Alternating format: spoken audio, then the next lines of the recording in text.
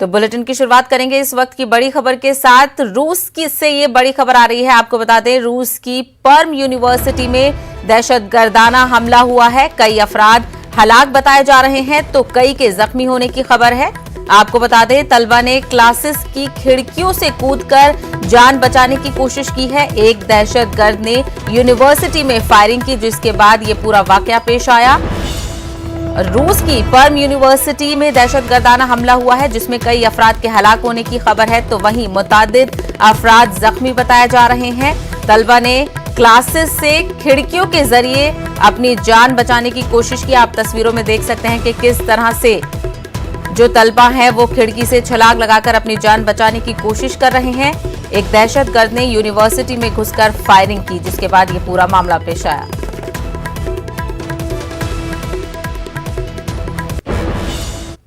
चरणजीत सिंह चन्नी ने आज पंजाब के 16वें वज़ीर आला के तौर पर हलफ ले लिया है। हलफ बर्दारी की तकरीब आज राजभवन में मुनक्किद की गई थी, जहां गवर्नर बनवारी लाल पुरोहित ने चरणजीत चन्नी को ओहदे और राजदारी का हलफ दिलवाया। वहीं सुखजिंदर रंधावा और ओपी सोनी ने डिप्टी सीएम के तौर पर हलफ लिया। हलफ बर्दारी तकरीब में कांग्रेस के साबिक सदर राहुल गांधी, पंजाब कांग्रेस के सदर नवजोत सिंह सिद्धू, पंजाब कांग्रेस के इंचार्ज हरीश रावत समेत कई लीडर मौजूद थे। हलफ बर्दारी तकरीब के बाद वज़ीर आला चन्नी ने सिद्धू और हरीश रावत के साथ प्रेस कॉन्फ्रेंस की, जिसमें उन्होंने वज़ीर आला बनाए जाने पर कांग्रेस, सिद्धू और राहुल गांधी का शुक्रिया अदा किया। हरीश रावत जी ने, पंजाब प्रदेश कांग्रेस कमेटी ने, कांग्रेस कमेटी के प्रधान नवजोत सिंह सिद्धू जी ने एक आम आदमी नू जेड़े कहते फिरते ना आम आदमी आ बैठा आम आदमी, कांग्रेस पार्टी ने एक गरीब नू इत्थे तक लिया के बिठा दिता है जिथे तक मेरी और साडी औकात पहला नहीं। राहुल गांधी एक क्रांतिकारी नेता है, एक अगांह सोच है, गरीबां दी बांह फड़न वाला बंदा है। मैं उपकार इन्हां दा मोड़ नहीं सकदा। साडे ओ लोग जेड़े गरीबी चों उठ रहे हैं, जेड़े गरीबी चों उठ चुके हैं, जेड़े अंबेडकर दी सोच दे नाल अगे वध रहे हैं, उन्हां दी बांह राहुल गांधी ने फड़ी है। मेरी तमाम तर नेक ख्वाहिशात उनके साथ हैं, बेस्ट विशेज उनके साथ हैं। वो एक बड़े दलित समाज को रिप्रेजेंट कर रहे हैं और मुझे यकीन है कि पंजाब की जनता की जो समस्याएं हैं, किसानों की, दलितों की, उन सब को वो हल करेंगे। पंजाब के अंदर कांग्रेस पार्टी बहुत मजबूत है। आने वाले चुनाव में हम निश्चित तौर से सरकार बनाएंगे, लेकिन पंजाब के हमारे नेताओं को इस तरीके के पब्लिकली बयानात से परहेज करना चाहिए। इससे कांग्रेस पार्टी कमज़ोर होती है। कांग्रेस पार्टी की हाई कमान का जो फैसला है उसको मानना चाहिए, लेकिन इस तरीके के लगातार बयानात देना, एक दूसरे के खिलाफ बोलना, उससे चुनाव पर भी असर पड़ेगा और कांग्रेस पार्टी कमजोर होगी। चरणजीत सिंह चन्नी की हलफ बर्दारी के फौरी बाद वज़ीर आज़म नरेंद्र मोदी ने ट्वीट करते हुए चन्नी को मुबारकबाद पेश की। पीएम मोदी ने लिखा कि चरणजीत सिंह चन्नी को पंजाब के वज़ीर आला के तौर पर हलफ लेने पर मुबारकबाद। पंजाब हुकूमत के साथ पंजाब की आवाम की बेहतरी के लिए काम जारी रखेंगे। वहीं कांग्रेस लीडर सुनील जाखड़ ने पंजाब कांग्रेस इंचार्ज हरीश रावत के बयान पर रद्द-ए-अमल का इजहार किया है। उन्होंने ट्वीट करते हुए लिखा है कि नवजोत सिंह सिद्धू की क़यादत में इलेक्शन लड़ने वाला बयान हैरानकुन है। इससे मुमकिना तौर पर वज़ीर आला के इख्तियार को नुकसान पहुंचेगा, बल्कि इस ओहदे के लिए उनके इंतखाब की भी नफी होगी। वहीं पंजाब के नए वज़ीर आला चरणजीत सिंह चन्नी को बीएसपी सरबराह मायावती ने भी मुबारकबाद पेश की है। साथ ही उन्होंने पंजाब के वज़ीर आला बनाए जाने पर कांग्रेस को निशाना बनाया है। उन्होंने कहा है कि इतने कम वक्त के लिए दलित को वज़ीर आला बनाना कांग्रेस का सियासी हथकंडा है। चरणजीत सिंह चन्नी को सबसे पहले मैं हार्दिक बधाई एवं शुभकामनाएं देती हूँ। लेकिन ये बेहतर होता कि यदि कांग्रेस पार्टी पहले ही इनको पूरे 5 वर्ष के लिए यहाँ का मुख्यमंत्री बना देती, किंतु अब कुछ ही समय के लिए इनको पंजाब का मुख्यमंत्री बनाना, तो इससे तो ये लगता है कि ये केवल इनका कोरा चुनावी हथकंडा है, इसके सिवाय कुछ भी नहीं है। जिससे भी ये साफ जाहिर हो जाता है कि कांग्रेस पार्टी का दलितों पर अभी तक भी पूरा भरोसा नहीं जमा है। किंतु इनके इस दोहरे चाल चरित्र व चेहरे आदि से वहाँ के खासकर दलित वर्ग के लोगों को जरूर सावधान रहना है। लेकिन इससे ये भी स्पष्ट है कि कांग्रेस पार्टी यहाँ अकाली दल व बीएसपी के बने गठबंधन से काफ़ी ज़्यादा घबराई हुई है। और मुझे ये पूरा भरोसा है कि पंजाब के दलित वर्ग के लोग भी इनके इस हथकंडे के बहकावे में कतई भी नहीं आने वाले हैं। वैसे तो सच्चाई ये है कि इनको व अन्य विरोधी पार्टियों को भी मुसीबत में ही या फिर मजबूरी में ही दलित वर्ग के लोग केवल इन्हें याद आते हैं। सदर कुल हिंद मजलिस इत्तेहादुल मुस्लिमीन असदुद्दीन ओवैसी ने अहमदाबाद में मीडिया से बात की। उन्होंने कहा कि एमआईएम गुजरात में आने वाले असेंबली इंतखाबात में पूरी ताकत के साथ हिस्सा लेगी। उन्होंने गुजरात दौरे के मकसद बताया। उन्होंने कहा कि वो पार्टी की जानिब से आने वाले असेंबली इंतखाबात की तैयारियों का जायजा लेने, मुंतखब कॉरपोरेटर से मुलाकात करने और साबरमती जेल में मौजूद अतीक अहमद से मुलाकात के लिए आए हैं। उन्होंने बताया कि गुजरात पुलिस ने अतीक अहमद से मुलाकात की इजाजत नहीं दी। गुजरात की जनता ने हमको अपनी मोहब्बत से, आशीर्वाद से नवाजा था। म्यूनसिपल इलेक्शन में अहमदाबाद में, गोधरा में, भरूच में, मोडासा में, तो हम उन तमाम लोगों का शुक्रिया अदा करने और हमारे जो कॉरपोरेटर्स हैं उनसे मुलाकात करने, पार्टी के संगठन का काम कैसे चल रहा है और आने वाले विधानसभा के चुनाव की तैयारी के सिलसिले में आए। और एक मकसद ये था कि अतीक अहमद साहब जो अहमदाबाद की साबरमती जेल में है, तो अगर हम उनसे ही मुलाकात कर रहे हैं, तो ये 5 हमारे ऑब्जेक्टिव्स हैं गुजरात को आने के। हमारी कोशिश यही होगी कि हमारा संगठन और मजबूत हो और उस सिलसिले में साबिर भाई के लीडरशिप में बहुत अच्छा काम हो रहा है। सिटी प्रेसिडेंट भी हमारे काम कर रहे हैं, तो तैयारी कर रहे हैं और विधानसभा के चुनाव में यकीनन अच्छी तरह से लड़ेंगे। तो हम लेटर लिखे थे जेल के सुप्रिटेंडेंट साहब को, तो उन्होंने उसको रिजेक्ट कर दिया और तो हम समझे चलो फिर सुबह जाकर उनसे मुलाकात करके उनसे पूछेंगे भाई क्या है। तो पुलिस ने कहा कि आप उस रास्ते पर नहीं जा सकते, तो इसलिए हम बोले ठीक है। तो दरियागंज के रास्ते पर गए, तो कम से कम उत्तर प्रदेश की जनता को ये मालूम तो हो जाएगा कि हम अतीक साहब से मिलना चाह रहे थे और यहाँ पर हमको अलाउ नहीं किया गया बीजेपी सरकार की तरफ से जाकर मिलने के लिए। कि जब होम मिनिस्टर अमित शाह साहब ने उनको सर्टिफिकेट दिया कि उन्होंने कोविड में अच्छा काम किया, बहुत अच्छा काम किया, फिर उनको हटाने के बाद बीजेपी के ही लीक करती है कि वो कोविड में काम नहीं किए, तो ये एक सवाल उठता है। इसका मतलब ये है कि वो कोविड में बीजेपी ने काम नहीं किया था या किया था, तो ये सवाल। तो मध्य प्रदेश से इस वक्त की बड़ी खबर, मध्य प्रदेश में ओबीसी रिजर्वेशन के मामले से जुड़ी ये खबर है। आपको बता दें कि जबलपुर हाई कोर्ट में 30 सितंबर को इस मामले की अगली समाअत होगी। 27% रिजर्वेशन पर रोक बरकरार रहेगी। कमलनाथ हुकूमत ने मार्च में 27% ओबीसी रिजर्वेशन का फैसला लिया था। साथ ही कमलनाथ हुकूमत के फैसले को अदालत में चैलेंज किया गया था, जिस पर सुनवाई हुई और अब जबलपुर हाईकोर्ट में 30 सितंबर को इस मामले की अगली समाअत होगी। फिलहाल 27% रिजर्वेशन पर रोक बरकरार रहेगी।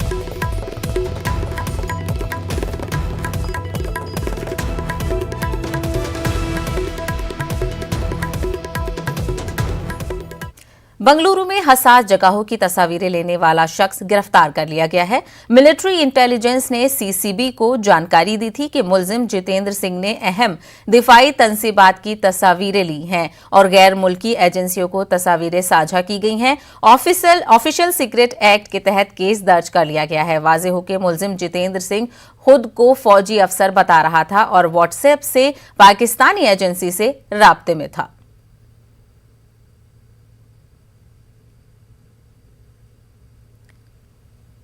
तो हसास तस्वीरों से जुड़ा हुआ ये पूरा मामला हम आपको बता रहे हैं। बेंगलुरु का ये मामला है जहां पर हसास जगहों की तस्वीरें लेने वाले शख्स की गिरफ्तारी अमल में आई है। आपको बता दें, मिलिट्री इंटेलिजेंस ने सीसीबी को जानकारी दी थी कि मुलजिम जितेंद्र सिंह ने अहम दिफाई तंसीबात की तस्वीरें ली हैं और गैर मुल्की एजेंसियों को तस्वीरें साझा की गई हैं। ऑफिशियल सीक्रेट एक्ट के तहत उसके खिलाफ केस दर्ज कर लिया गया है। आपको बता दें कि मुलजिम जितेंद्र सिंह खुद को फौजी अफसर बता रहा था और व्हाट्सएप के जरिए वो पाकिस्तानी एजेंसियों के राब्ते में था। तो सेंसिटिव इंफॉर्मेशन शेयर करने का ये पूरा मामला है जिसमें मुलजिम के खिलाफ ऑफिशियल सीक्रेट एक्ट के तहत उस पर मामला दर्ज कर लिया गया है। हालांकि जो मुलजिम है वो अपने आप को फौजी अफसर बता रहा है। जो उसकी तस्वीर आप स्क्रीन पे देख रहे हैं उसमें वो फौजी अफसर की ड्रेस में भी मौजूद है। हालांकि इस मामले के क्या और पहलू हैं उसको जानने की कोशिश करेंगे, लेकिन फिलहाल जो जानकारी आ रही है वो हम आपको बता दें कि जो हसास जगहों की तस्वीरें इस शख्स ने ली थी उसको गिरफ्तार कर लिया गया है। इसका नाम जितेंद्र सिंह बताया जा रहा है। मिलिट्री इंटेलिजेंस ने सीसीबी को इसकी जानकारी दी थी।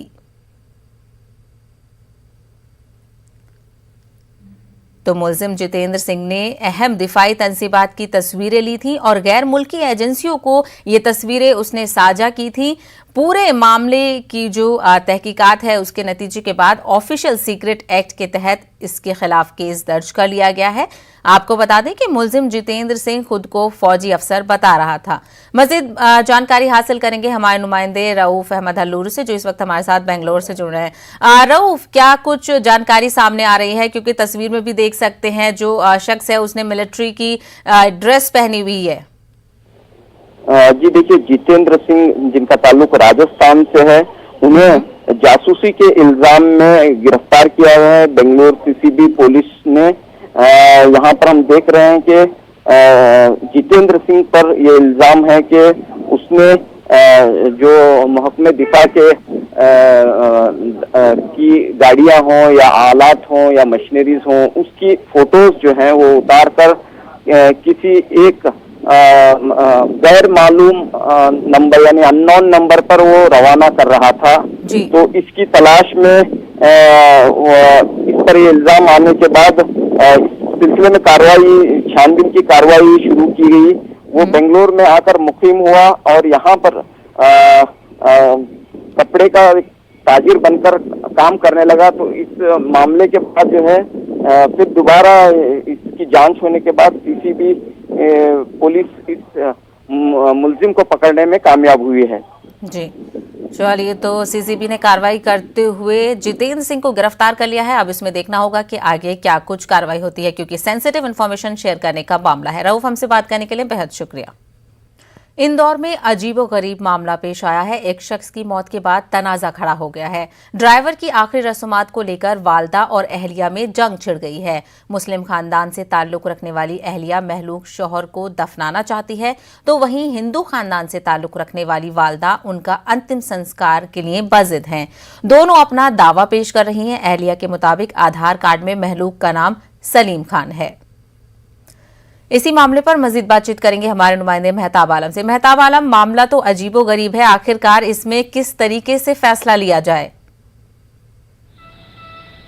सहबा, दोनों मामले को लेकर इंदौर एसपी ऑफिस पहुंचे हुए हैं और मामला उलझा हुआ है। और क्योंकि दोनों के पीछे झगड़ा जो है धर्म का है और धर्म इस बात का है, अब यहाँ पे लोग इंसानियत का धर्म भूल कर जो है उस पे अड़े हुए हैं कि इसका अंतिम संस्कार किया जाए या तदफीन की जाए, क्योंकि माँ की मोहब्बत है और माँ ये कहती है कि इसका नाम प्रकाश मालवीय है और ये मेरा बेटा है और मैं अपने हिंदू रीति रिवाज से इसका अंतिम संस्कार करना चाहती हूँ। वही बीवी का कहना है कि जो है मेरा शौहर मुसलमान था, उसको अपना आधार पेश कर रही है, दूसरे दस्तावेज पेश कर रही है कि अब मेरे साथ ये बरसों से रह रहा है और मैं चाहती हूँ कि इसकी अंतिम संस्कार की जगह बल्कि इसकी तदफीन की जाए। तो दोनों अपने अपने तरीके से अपनी अपनी मोहब्बतों का हवाला देकर जो है आखिरी रसूमात अदा करना चाहती हैं, लेकिन इंतजामिया के सामने भी मुश्किल यही है कि वो फैसला करे तो किसके साथ करे, माँ की तरफ फैसला करे या बीवी के साथ फैसला करे, क्योंकि दोनों की मोहब्बतें जुड़ी और दोनों के लिए अपने अपने दावे हैं। ये अजीब व गरीब तरह का मामला है जो मध्य प्रदेश में पेश आया है और इसमें इंतजामिया के लोग भी जो है उसमें पशुपेश में मुब्तला है,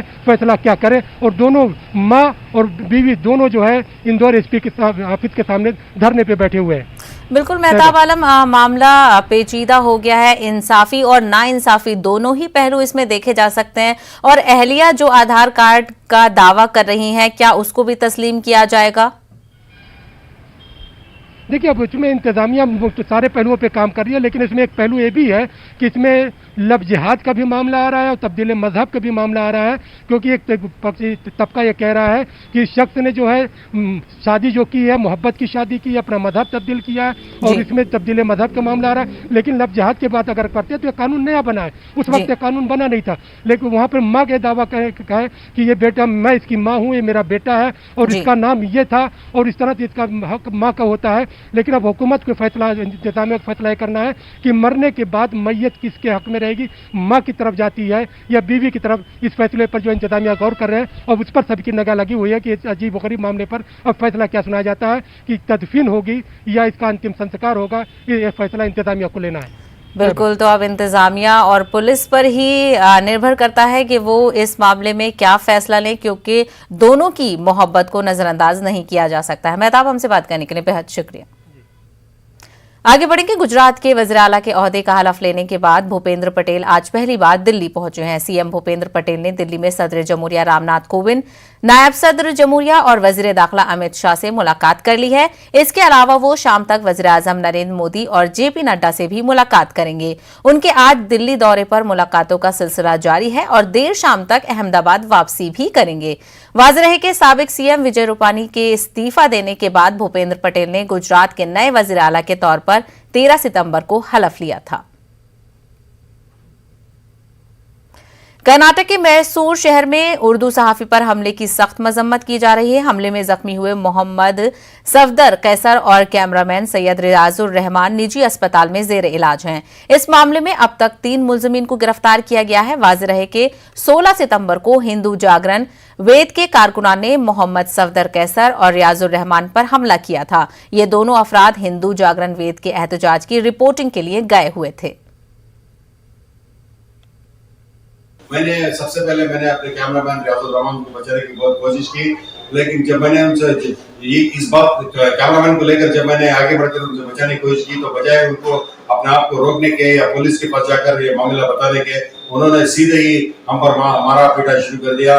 जबकि जिसकी वजह से मेरे कैमरामैन रियाजुर रहमान को नाक से खून बहने लगा। मुझे बहुत सख्ता सा तले हो गया। इस मामले को लेकर मैं बहुत ही तैश में आ गया। मैंने अपने आप को संभालते हुए दोबारा उनको बचाने की कोशिश की, लेकिन तमाम एक तरह से मौत था, कई लोगों का मजमा था जो मुझ पर भी हमला कर दिया। इसके बाद फौरन पुलिस ने वहां पर पहुंचकर बर वक्त हमें बचाया, दोनों को बचाया, जिसके लिए मैं पुलिस का शुक्रगुजार हूँ। मगर इस मामले को मैं बाकायदा तौर पर देवराज पुलिस स्टेशन में FIR कराया हुआ हूँ। बस मैं यही कहूँगा कि खातियों को कड़ी से कड़ी सजा दी जाए। 3 लोगों को गिरफ्तार होने की बात सामने आई है।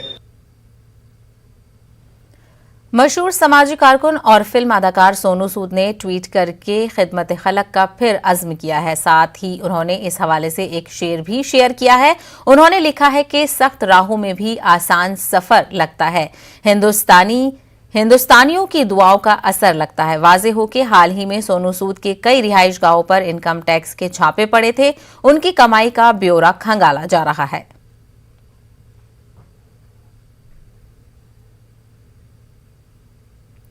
मुंबई के वारसोवा जेटी में गणेश विसर्जन के दौरान एक दर्दनाक हादसा पेश आया है। जहां पर गणेश की मूर्ति के विसर्जन करने के दौरान 5 लड़के पानी में डूब गए, जिनमें से 2 लड़कों को बाहिफाजत बाहर निकाल लिया गया है और उन्हें इलाज के लिए कूपर अस्पताल में दाखिल करवाया गया है। 3 लड़के अभी भी लापता बताए जा रहे हैं, जिनकी तलाश जारी है।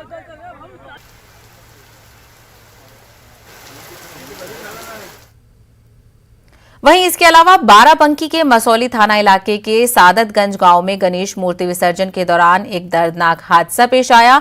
यहां पर भी गणेश मूर्ति का विसर्जन करने के दौरान 5 अफराद कल्याणी नदी में डूब गए। उनके डूबने से इलाके में खौफ का माहौल पैदा हो गया है। पुलिस ने गोताखोरों की मदद से 5 की तलाश शुरू कर दी है। डूबने वालों में एक खातून और 4 मर्द शामिल बताए जा रहे हैं। एक खातून की लाश बरामद कर ली गई है।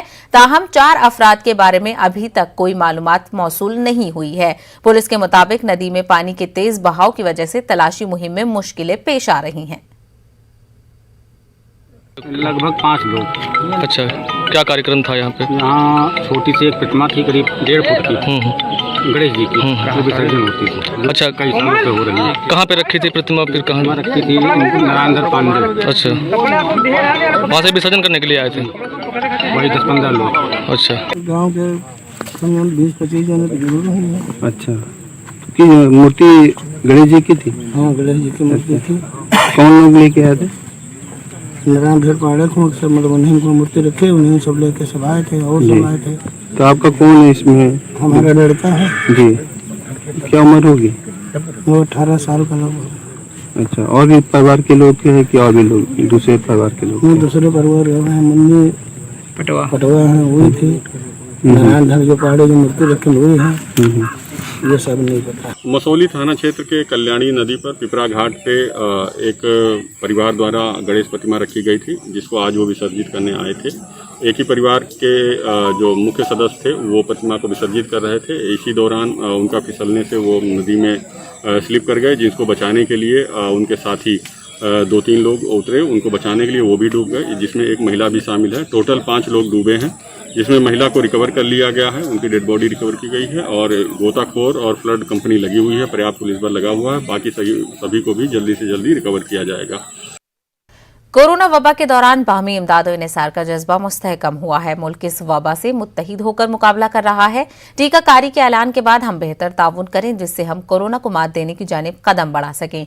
नेटवर्क 18 इस मुहिम में हर कदम पर आपके साथ रहेगा। जब तक सभी महफूज नहीं, तब तक कोई महफूज नहीं होगा। इसी सोच की बुनियाद पर हमारी मुहिम संजीवनी का मकसद ये यकीनी बनाना है कि वैक्सीन पाना सभी हिंदुस्तानियों का हक है।